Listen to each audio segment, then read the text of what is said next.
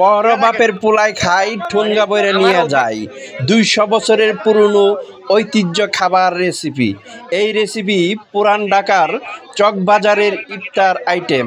প্রতি রমজানে ইফতারের জন্য খাসি রেজালা, শিক কাবাব, সুতি কাবাব, কোয়েল পাখি আস্ত ফ্রাই, ডিম চপ, আলু চপ।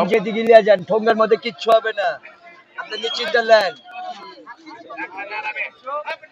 আরও ঐতিহ্য খাবার হিসেবে রয়েছে দই বড়া, তন্দুর রুটি, শামি কাবাব ইত্যাদি মুখরোচক খাবারগুলি ইফতারের আইটেম হিসেবে পরিচিত চকবাজারের বড় বাপের পোলায় খায়।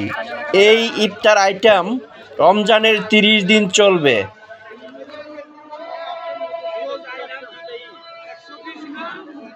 আগে আইলে আগে পাইবেন, জলদি জলদি কিনেন।